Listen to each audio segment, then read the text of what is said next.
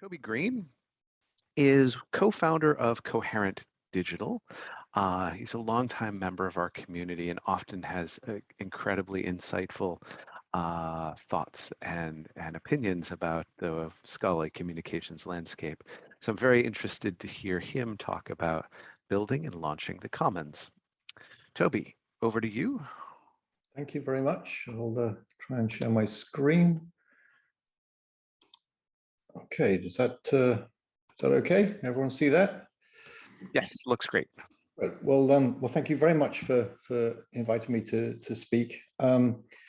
Yes, we're building a Commons, and we're building it because the scholarly record has a far side, and that's really what I'd like to talk about today. The scope of today's conference talks about making the entire research process more transparent and the results more accessible. And it also talks about preserving the scholarly record. And this got me thinking about, well, how large is the entire research process? What is it? Where is its edges? And what is the scholarly record?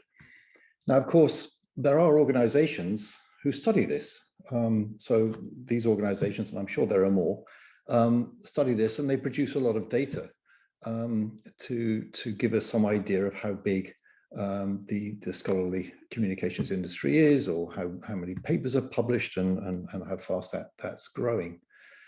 But I have a question. Are they, in fact, looking at the moon? Because the moon, of course, has two sides. There's the side that we see from Earth, and there's the invisible far side that, in fact, was impossible to see until about 50 years ago. Now, just for those of you who are not very familiar with the moon, something called tidal lock means that only one side of the moon is visible from Earth.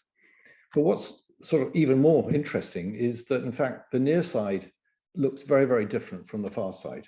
It's to do with these dried up lava fields, and I won't go into the detail of it, but just to say that the far side of the moon is very, very different from the near side.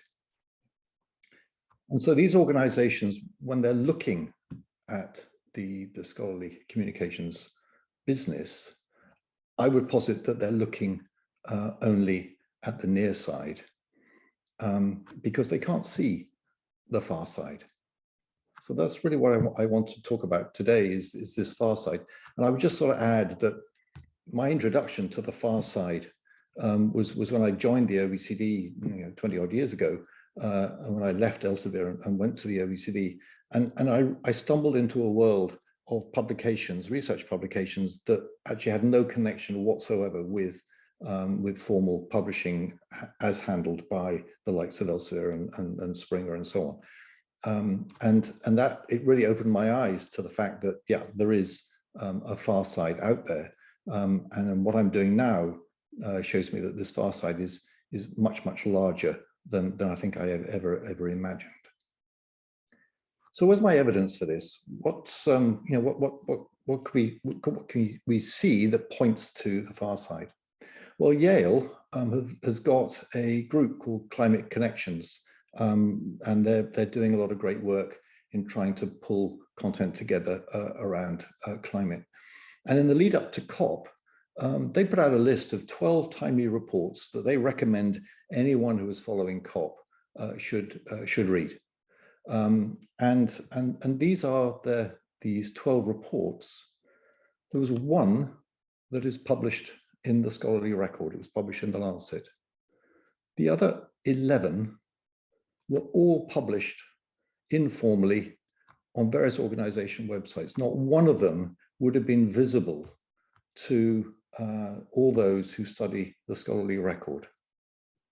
So I think that's a really interesting. So 12 timely reports for COP, and just one is in the scholarly record. The rest are scattered about on the far side.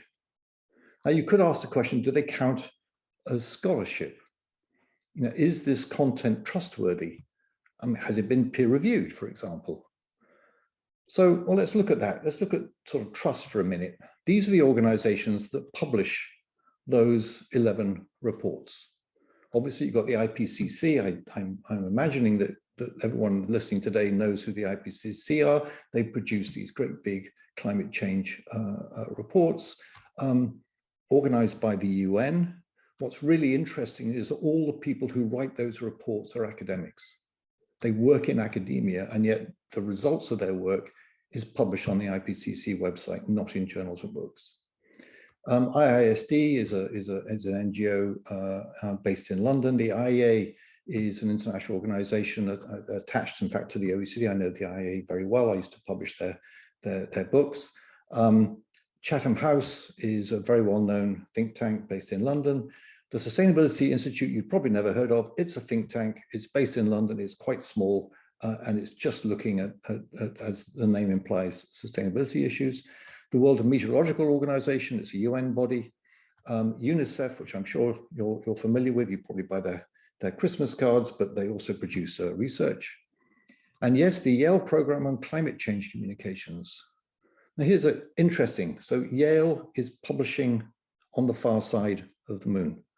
They didn't publish their work in a book, as a book or a journal. They published it as a piece of grey literature.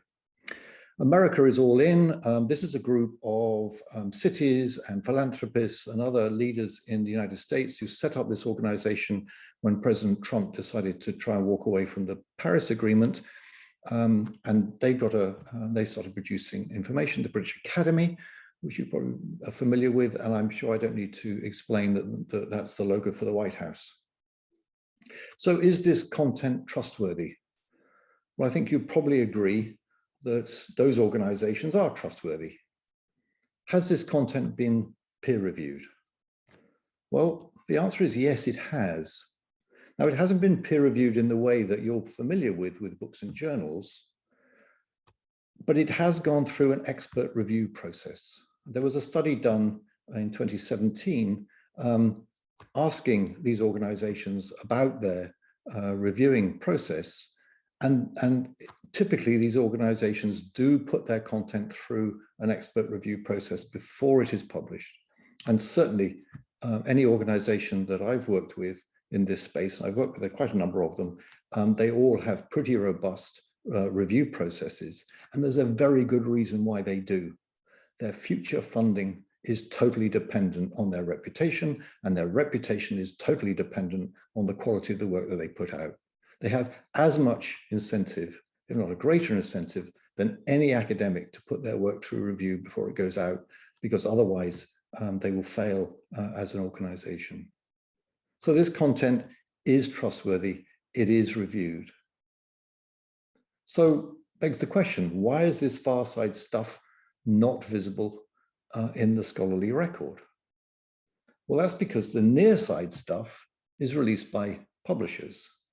The Farside stuff is invariably self-published. And there's a great big gap between those two methods of releasing content. Now, incidentally, near-side content is, as Glenn was saying, about 50-50 open and not open. Farside content is invariably open access. And I put open access in inverted commas because it's not open access according to some definitions of open access, but it is all freely available and freely downloadable from their websites. But the trouble is that if it can't be found, it might as well not exist. And this is a big, big problem for content on the far side. It is often really, really hard to find. And I'm going to touch on some of the reasons as to why. Now, the difference is not in the quality of the content, as I've already established with the comments about peer review. The difference is in the quality of what I call the M&M, the metadata and the management systems that are used to wrap around the content and make the content available. So the scholarly record handled by publishers, the quality of the metadata and the management systems that are used is very, very high. On the far side, it's as if the Grinch is hiding all that content because there is no metadata, very, very thin metadata, and they certainly don't use any of the management systems that we're familiar with. So basically, in the scholarly record, all the publishers are supporting and using and exploiting systems produced by all those logos I put up there, and I'm sure there are some more. On the far side, none of those systems are used. And in fact, just as Glenn was saying that scholars don't know very much about open access, when I talk to people on the far side talking about how they publish, they have no idea about DOIs. They have no idea about, locks and clocks or counter reports or MARC records. This is simply a foreign language to them. They have really no idea about it. They might have heard about an ISBN. Some of them use ISBNs, but that's only because they used to sell their books in print. But in all other respects, they are completely ignorant about the whole management infrastructure that we use in scholarly publishing to wrap the content so it can be easily found and it can be easily cited and then preserved into the long run. So it's not really a surprise that the Farside stuff often gets lost altogether, and a lot of it ends up with a 404 if you try and access the content. Now, Farside stuff is born digital, basically taking advantage of all those Web 2.0 tools that emerged whenever it was, about a decade ago or more. And they're free from all of the constraints of the analog era formats. As a result, they really do use websites and the creativity of digital to put out content in lots of different forms. So yes, there are reports that are great big PDFs, but they also put out videos, they put out blog posts, they put out interactive websites, they put out maps that move. They seem much freer in the way that the research is presented than the formal academic journal book model that's used in the scholarly record.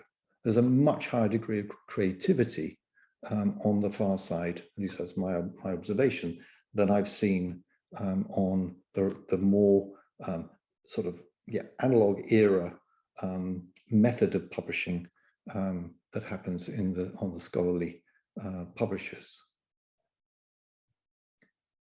But there's another observation, and that is that far-side organizations, they do not use scholarly publishing people to build their websites or manage their publications.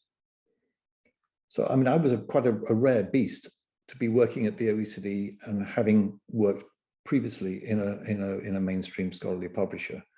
Most of the people who work for people like the British Academy or IPCC or Chatham House or the White House, they do not have scholarly publishing skills, neither from the point of view of having worked in a publisher, nor having worked in a library. They're often communications people or IT people. They don't understand, they don't know, they haven't learned about what it takes to build a website and build content and manage content in such a way that it can be found. So the British Academy website, top of their website, they've got a lovely thing, read, watch, listen. You think, great, that's where I'm going to find their stuff. Well, you'll find all sorts of stuff, but you won't find their reports there because that's not where they put them. And they don't even if you go to the policy and research button, you won't find them. They're really hard to find on the British Academy website. The IPCC website, are you an expert in IPCC jargon? Because if you're not, good luck. Chatham House. Chatham House rebuilt their website about a year ago. It broke every single link to all of their publications, and a fifth of their publications were not put back on their website when they rebuilt it. Why? Because they thought them to be too old. So they just simply left them off. Right? And they're not unusual in that. I know quite a number of other organizations that delete old publications because they are too old. And as for the White House website, the chance of you finding the paper that appeared on that Yale list, good luck, because it took me quite a while to track it down. The key thing here is there are no standards or norms across these websites. If you go to a journal's website built by any scholarly journal, you'll know where you are. You'll understand how the website works very, very quickly because journals are published to a formula, and it's pretty much the same with books. But if you go to these websites, from these what I call Farside organizations, every single one is a new journey to try and learn how to find the publications, because there are no standards or norms. Quite a number of them, there is no landing page for a publication. The best you might find is a press release with a link to the PDF file from the press release. It really can be quite a challenge to track down this content. But what's really weird is that the organizations run by publishers and librarians, their websites behave as Farside organizations. So they actually also don't publish their reports using persistent identifiers and using landing pages and all the rest of it. And here are some, here are some examples of organizations and people in our own world who actually don't follow the standards that we see with books and journals when they put out their own research. I just sort of throw that in because I just find it interesting that we work very hard to make the scholarly content that we publish discoverable and safe. We don't do the same with the content that we release ourselves. And even the original Plan S manifesto is no longer on their website. It's gone. If you wanted to do research on that, you wouldn't be able to do that. And the other major problem in this area is broken links. I mentioned Chatham House, but there are so many other examples where links to content just simply disappear. Now, it can disappear either because of poor web management, but it can also disappear when the organization disappears. A lot of the smaller, less well-known NGOs and think tanks, their half-life can be quite short. They can disappear, within a decade of being set up. Usually, one of two reasons: either that whoever was their founder has moved on and the energy has gone, or else their funding dries up. And some of these organizations can be really quite significant. There was a Spanish NGO think tank that was set up in about the year 2000. And by 2010, 2012, they were so significant that they were invited to speak at a G20 meeting. By 2015, they'd gone.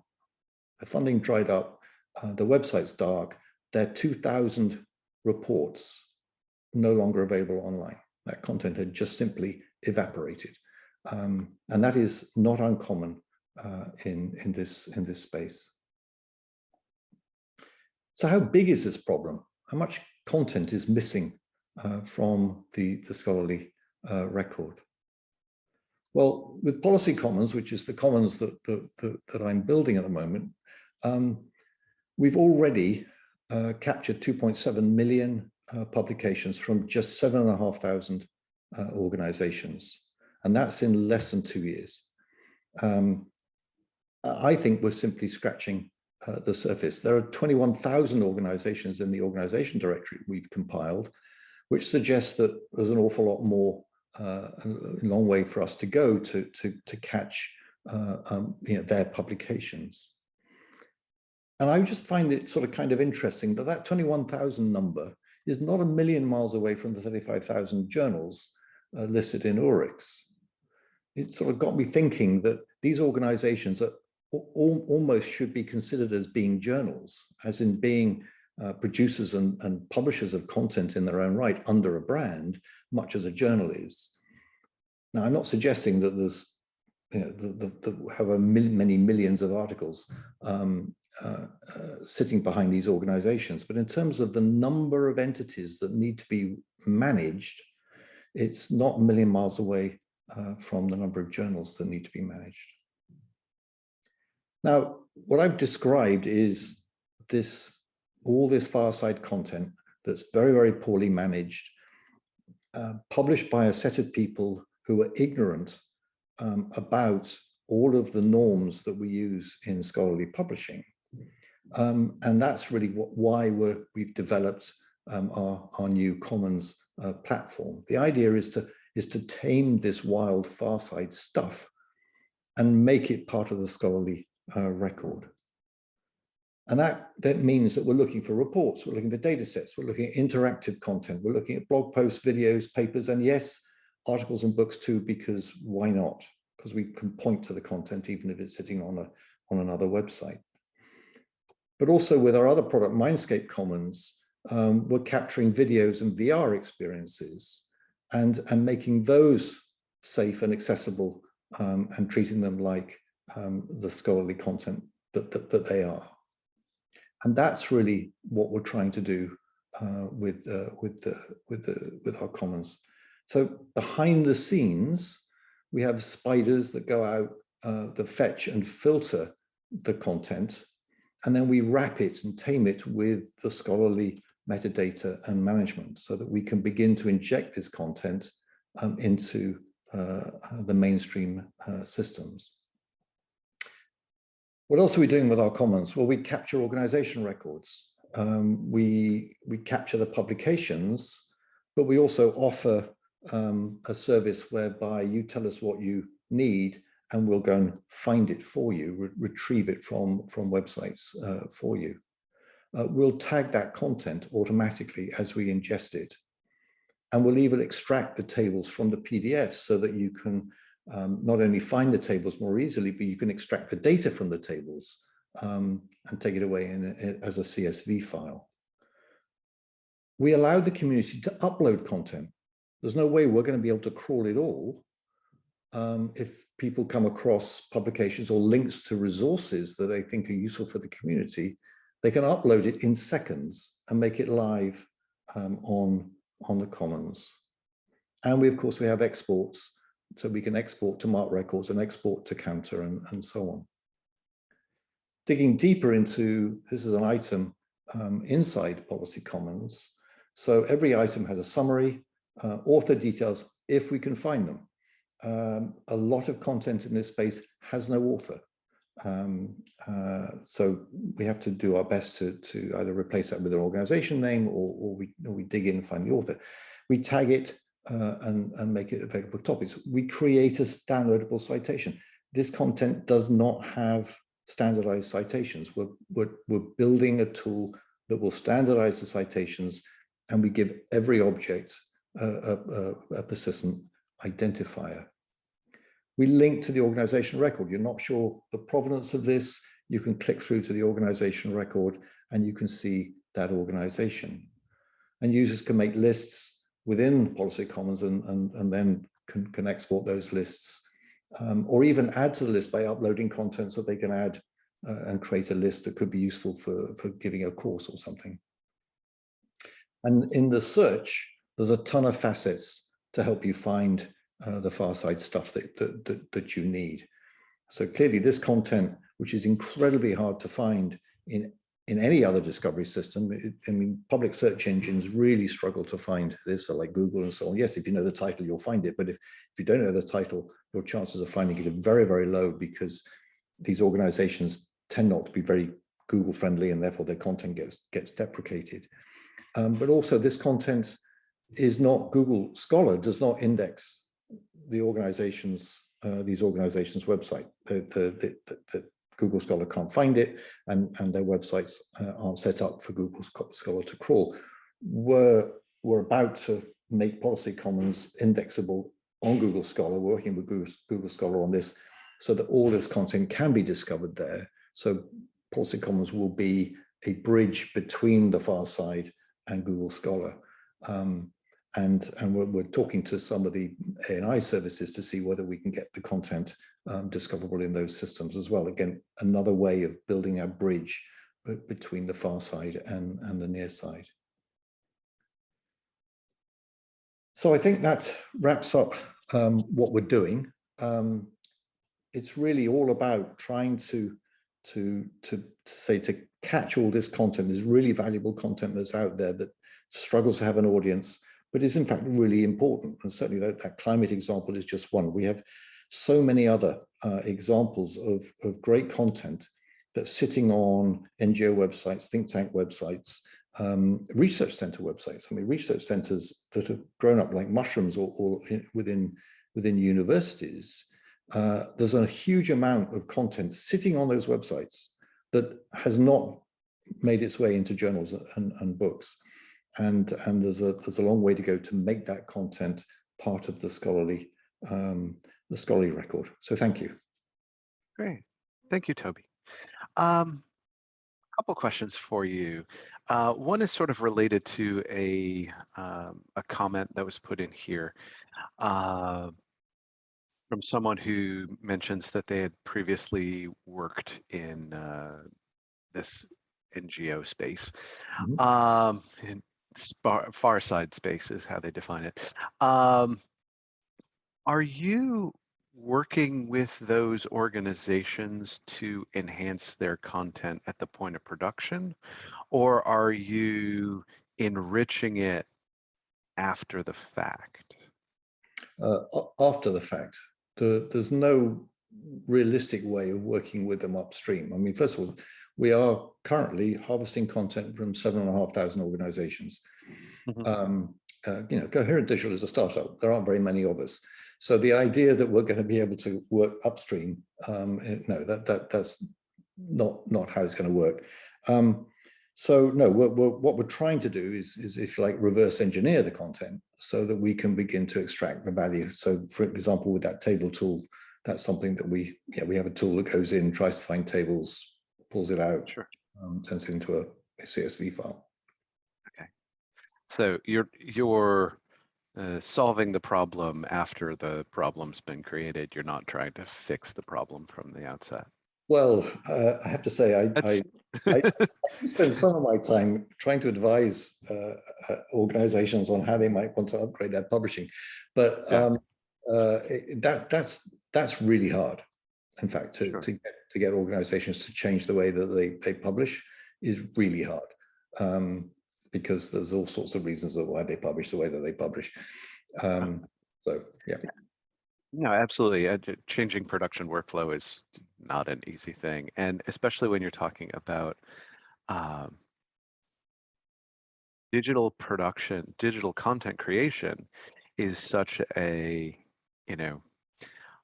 I could design a 24-page brochure on my laptop without having any understanding of traditional publishing processes or metadata or any of those things, and just create a PDF and post it to a website. Question for you though, I presume you're crawling this, do you get rights to do this? Are you, is there a presumption that it's available and are you providing access to the content, or are you just providing the metadata associated with it? Well, before we crawl any of the organizations, we write to them to say, hey, this is what we're going to do. If you have any objection, let us know, and we won't crawl you. I have to say, no one said no so far. So that's, so we do write, and we don't seek formal rights. I think it goes back to the point about these organizations not employing people from the publishing library world. Just as they don't know what a DOI is, they don't really understand what rights are. And so even if we were to try to have that conversation, I think it would be very, very long and very slow.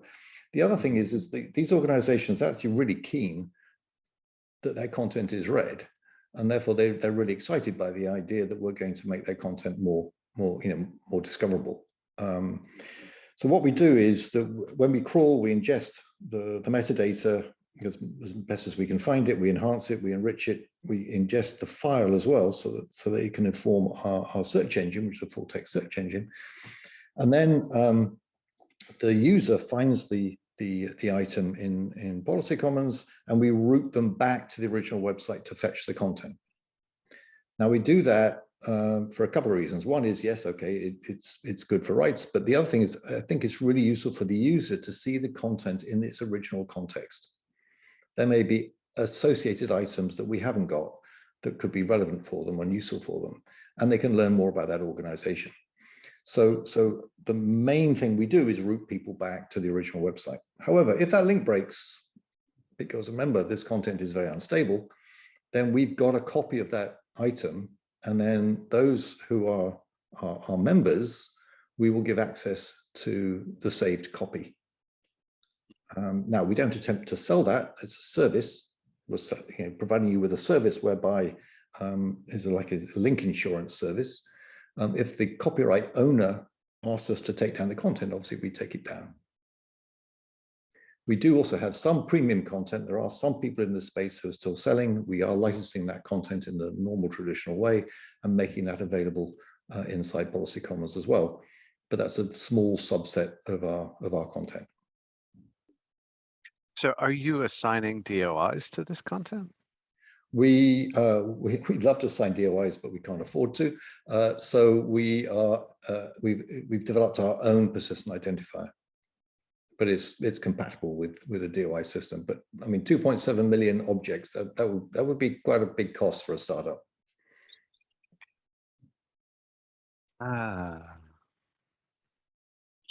We should talk. Toby, I have so many more questions. I could keep going, but I understand we are also out of time. So congratulations. Thank you so much for your presentation. This is really fascinating work. And I look forward to talking to you a little bit more about some of the things that you're doing here in the space. Thank you, Toby. No problem. Thank you very much.